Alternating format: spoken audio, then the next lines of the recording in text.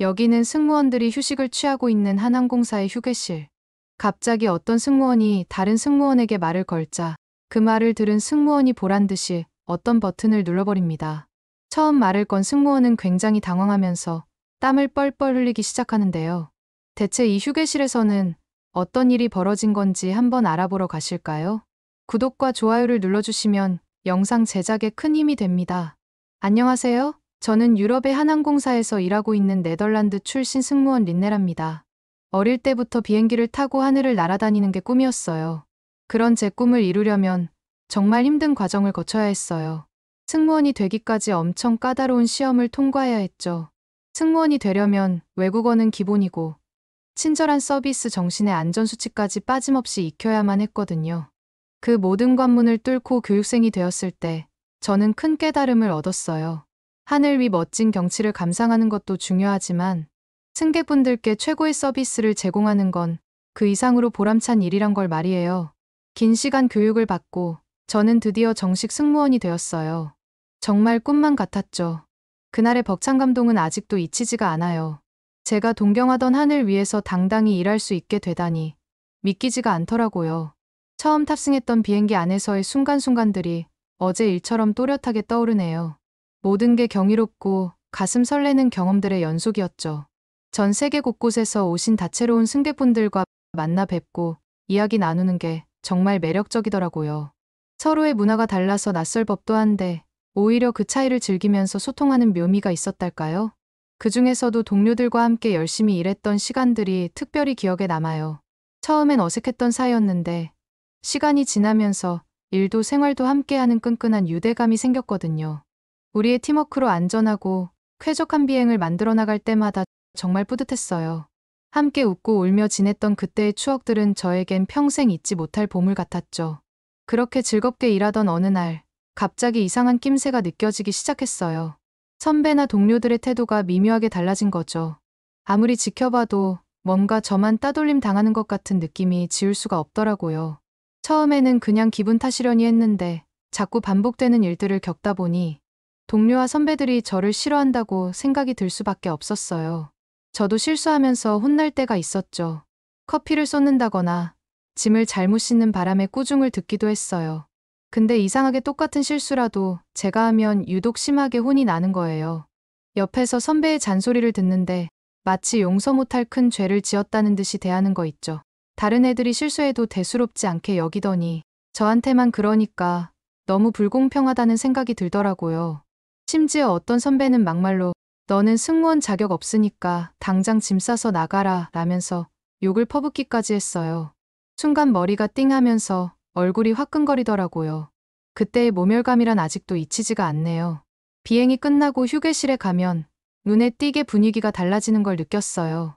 다들 즐겁게 떠들다가도 제가 들어오게 되면 갑자기 조용해지는 게 한두 번이 아니었죠. 동료들이 수군거리는 소리에 귀를 기울이면 자신들끼리 쑥덕쑥덕 제 험담을 하는 것 같아서 마음이 편치 않았어요.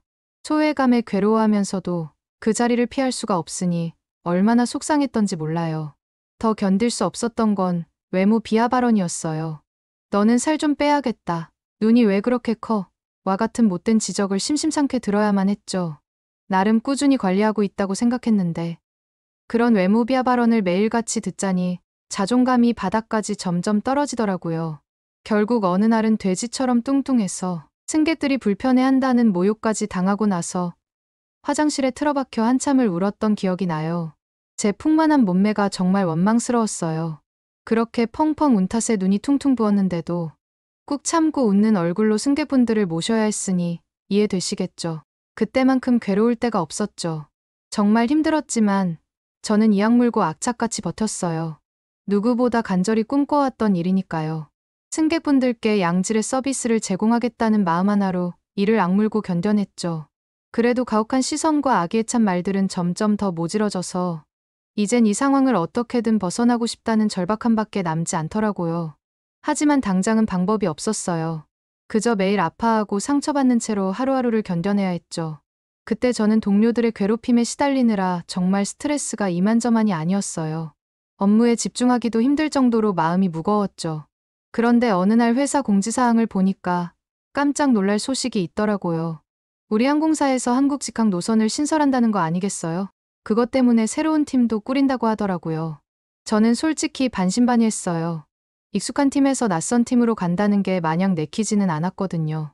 하지만 새로운 분위기에서 새 출발을 하면 어떨까 하는 생각이 들기도 했어요. 혹시 이번 기회에 그동안의 왕따에서 벗어날 수 있지 않을까 싶은 생각 말이에요. 그런 희망 반 우려 반의 심정으로 대기 발령 명단을 살펴봤죠. 결과는 제 예상대로였어요.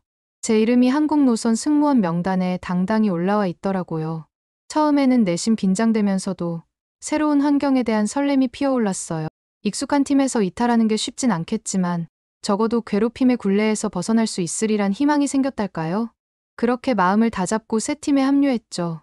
처음에는 팀원들의 생소한 얼굴에 어색함을 느꼈어요. 하지만 시간이 지나면서 서로를 알아가게 되면 분위기가 나아질 거라 기대했죠. 하지만 새로운 환경에서 왕따의 악몽에서 벗어날 수 있으리라 기대했던 제 희망은 산산이 부서지고 말았어요. 알고 보니 한국직항노선 팀에도 저를 괴롭히던 동료와 선배들의 인맥이 좌르르 깔려 있었던 거예요. 분명 낯선 얼굴들인데 이상하게 저만 쳐다보며 수군거리는 게 느껴지더라고요. 그래도 새 팀에 희망이 아주 없었던 건 아니에요. 그 중에는 혜윤이라는 친구가 있었거든요. 걔는 제가 전에 있던 팀 사람들하고 전혀 관계가 없어 보였어요. 낯선 팀에 적응하는데 많은 도움을 주려고 노력하는 모습이 정말 고마웠죠. 옆자리에 앉아서 항상 제게 따뜻한 미소를 보내주곤 했답니다. 하지만 혜윤이와는 상관없이 시간이 흐를수록 예전의 괴롭힘이 재현되는 걸 느꼈어요. 여전히 저만 혼내고 저만 무시하고 정말 지긋지긋한 패턴이 반복되더라고요. 심지어 그 정도가 갈수록 심해지는 걸 알 수 있었어요. 얼마 전에는 해외 일정이 잡혀서 현지 호텔에서 묵게 됐는데 하필 같이 방을 쓰게 된 사람이 저를 괴롭히는 동료였어요. 침대 배정부터 시작해서 사사건건 시비를 걸더니 급기야 제가 누워있던 침대에서 나가라는 거예요. 분명 합의해서 정한 건데 갑자기 마음이 바뀌었다면서 저보고 당장 꺼지라고 하더라고요. 너는 말한 지가 몇 분이나 지났다고 벌써 까먹는 거냐? 머리가 나쁜 거냐? 라며 억지를 부리는데 진절머리가 났어요. 이불 위에 웅크리고 앉아서 오열하고 싶은 걸 겨우 참았어요. 벌떡 일어나서 화장실로 뛰어들어가 한참을 펑펑 울었죠. 거울 속에 비친 제 얼굴이 너무 초라해 보였어요. 전 그 자리에서 한없이 작아지는 기분이었답니다. 동료들의 괴롭힘은 시간이 지날수록 교묘해져 갔어요. 처음에는 뒤에서 수군거리는 소리에 그쳤는데 나중에는 대놓고 면전에서 모욕을 주더라고요. 매번 그런 일을 겪을 때마다 숨이 턱 막히고 머리가 핑핑 도는 느낌이었어요. 회사에 출근하는 게 너무 두려워졌죠. 한국행 비행기에는 아직 오르기도 전인데 벌써부터 가슴이 철렁 내려앉는 기분이랄까요? 언제 또 무슨 일을 당할지 몰라 늘 불안하고 초조했답니다.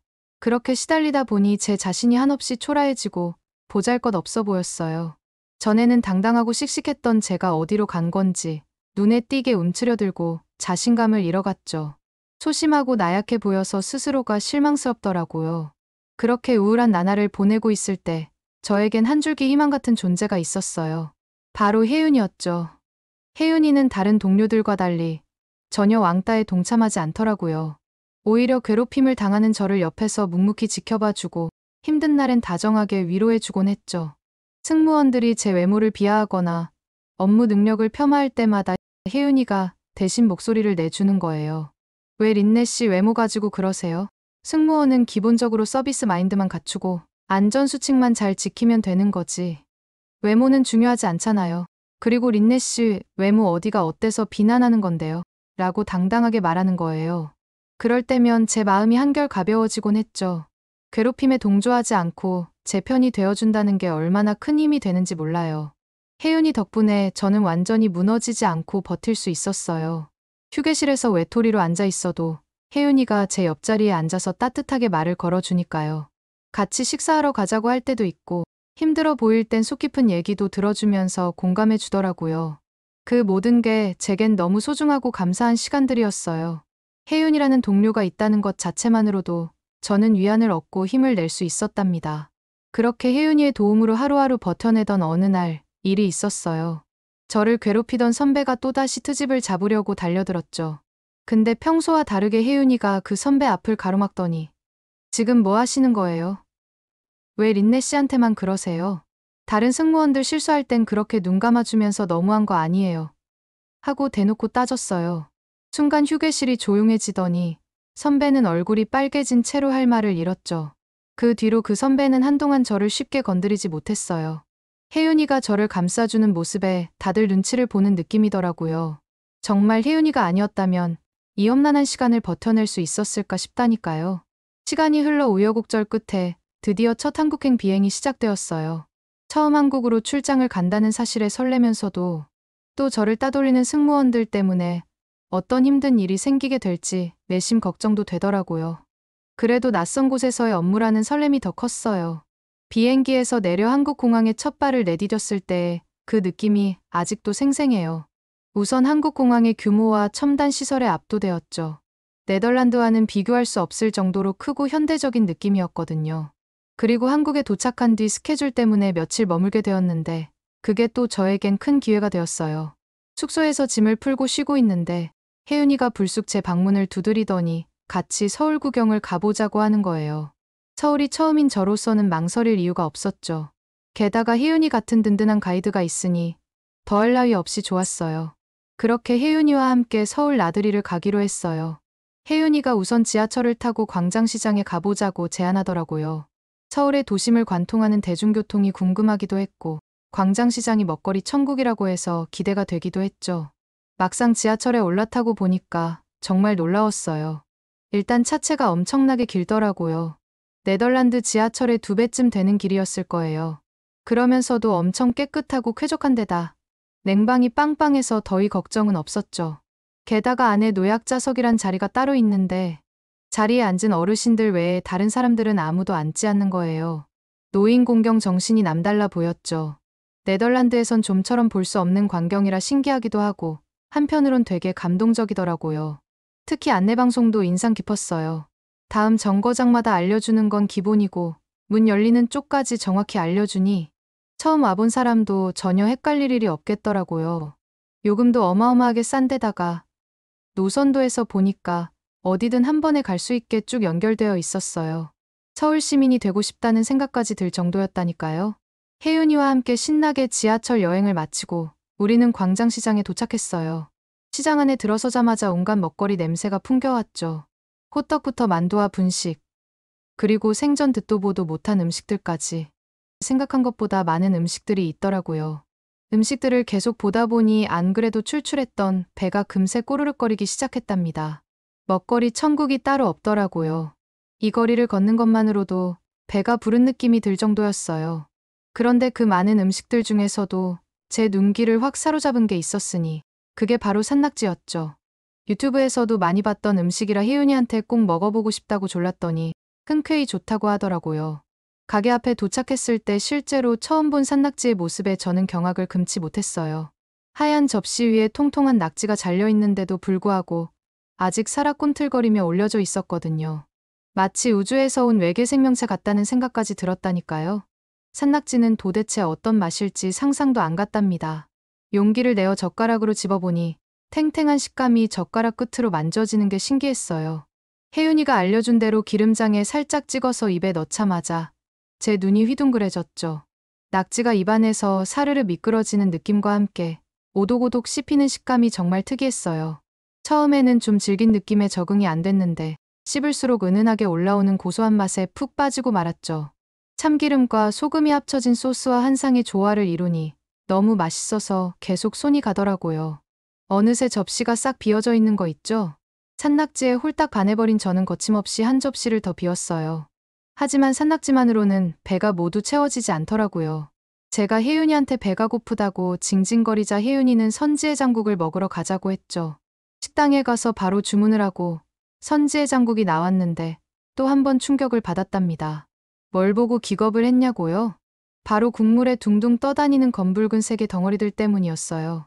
동글동글한 모양새가 마치 초콜릿 같아 보이는데 도대체 정체가 뭔지 알 수가 없더라고요. 호기심에 숟가락으로 한 입 떠먹어 보니 처음 먹어보는 식감에 저도 모르게 처음에는 당황했답니다. 젤리처럼 말랑말랑하면서도 퍽퍽한 게 도무지 상상이 안 갔어요. 근데 입에서 오물거리는 걸 씹다 보니까 점점 고소한 맛이 올라오는 거예요. 게다가 얼큰하고 칼칼한 국물 맛은 또 얼마나 뜨끈한지 몰라요. 국물을 먹을 때마다 제 속에 국물이 어디로 흘러들어가는지 다 느껴지더라고요. 한국에서는 이 맛을 두고 시원하다고 표현한다는데 정말 딱 들어맞는 말이라고 생각했어요. 그때 혜윤이가 이런 국물 요리에는 소주 한 잔이 딱이라면서 어울리는 조합이니 꼭 도전해 보라고 귀띔해 주는 거예요. 한국까지 왔는데 한국의 술을 또 안 마셔볼 순 없었죠. 소주잔을 기울이며 우린 그동안 못다한 이야기를 나누기 시작했어요. 어쩐지 서로에 대해 더 알고 싶은 마음이 간절했죠. 분위기가 무르익어 갈 때쯤 저는 스스로도 놀랄 만큼 입을 열고 있었어요. 평소엔 꺼내기 어려웠던 왕따 당했던 경험들을 술김에 주저리 털어놓고 있더라고요. 어느새부턴가 갑자기 돌변하던 동료들의 모습부터 이때까지 괴로웠던 일들이 폭풍처럼 쏟아져 나왔죠. 이야기를 하면 할수록 억눌렸던 마음이 한결 가벼워지는 걸 느꼈어요. 그 모든 이야기를 혜윤이는 묵묵히 들어주었어요. 때로는 분노에 찬 눈빛을 보내면서도 따뜻한 위로를 건네더라고요. 그 자리에서 눈물을 터뜨렸던 것 같아요. 그동안 쌓아뒀던 응어리를 싹 비워내는 듯한 기분이었죠. 혜윤이가 고개를 끄덕이면서 공감해주는 게 저한테는 큰 위로가 되더라고요. 제 얘기가 끝나자마자 혜윤이는 자신의 이야기를 해줬는데 저는 깜짝 놀라지 않을 수가 없었어요. 알고 보니 혜윤이도 예전에 중국 항공사에서 일할 때 왕따를 당했다더라고요. 진급시험 때문에 선배가 외국어 책 번역을 혜윤이에게 전부시켰다는 거 아니겠어요? 혜윤이는 번역을 절대 할 수 없다고 했고 그것 때문에 선배 눈밖에 나서 인사평가에서 점수를 일부러 깎였다고 하더라고요. 하지만 혜윤이는 거기서 당하지만 않고 바로 팀장한테 가서 당한 일을 말했대요. 근데 이게 신의 한 수였던 게 그 선배가 결국 정직 처분을 받았다는 거예요. 덕분에 혜윤이는 왕따에서 벗어날 수 있었다고 하더라고요. 제 얘기를 들어주고 자기 경험까지 나눠준 혜윤이가 너무 고마웠어요.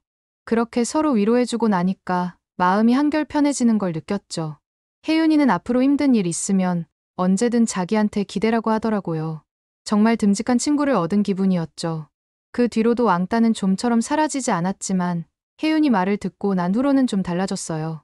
이제는 개의치 않기로 했거든요. 오히려 당당하게 할 말은 하자는 마음가짐으로 바뀌더라고요. 그러다가 문득 혜윤이가 왕따를 극복했던 방법이 떠오르는 거예요. 그래서 저도 녹음기를 들고 다니면서 언어폭력 증거를 수집하기 시작했죠. 주변에서 대놓고 저를 괴롭힐 때마다 계속 녹음해뒀어요. 그렇게 증거를 모으고 있던 어느 날, 제 왕따의 주범이었던 선배가 또 저한테 트집을 잡더라고요. 지겹게 외모 지적을 하는데 이때다 싶어서 모아둔 녹음 파일을 딱 들려줬죠. 그러면서 한 번만 더 그러시면 팀장님께 가져갈 거예요. 라고 엄포를 놨어요. 선배는 깜짝 놀랐는지 그 뒤로는 입도 뻥긋 못하는 거 있죠? 놀랍게도 진짜 그 이후로는 아무도 저를 건드리지 않았어요. 속이 다 후련하더라고요. 그렇게 녹음 파일로 선배를 꼼짝 못하게 하고 나서 신기한 일이 벌어졌어요. 저를 괴롭히던 몇몇 승무원들이 와서는 미안하다고 사과하면서 사실은 다른 사람들이 왕따를 하길래 그냥 따라했다는 거예요. 아니 자기들은 잘못이 없다는 듯이 남 탓을 하는데 정말 어처구니가 없더라고요. 저는 거기서 봐주고만 있지 않고 마찬가지로 한 번만 더 저한테 불쾌한 언행이나 행동을 하면 똑같이 상부에 보고드린다고 말을 했죠. 그 뒤로는 저를 건들기는커녕 제 주변으로 다니지도 않더라고요. 저는 이 일이 있는 이후에 한국 항공사에 도전하고 싶은 마음이 커졌어요. 아무래도 혜윤이의 영향이 컸었죠. 혜윤이 같이 정이 많은 한국 사람들이랑은 함께 일을 하면 너무 재밌을 것 같았거든요. 한국 항공사에 합격하게 되면 맛있는 걸 많이 먹고 다니고 싶은데 추천해 주실 음식이 있을까요? 오늘의 사연은 어떠셨나요? 오늘의 사연이 마음에 드셨다면 구독과 좋아요를 눌러주세요. 구독과 좋아요는 영상 제작에 큰 힘이 된답니다. 긴 영상 시청해 주셔서 감사합니다. 오늘도 행복한 하루 보내세요.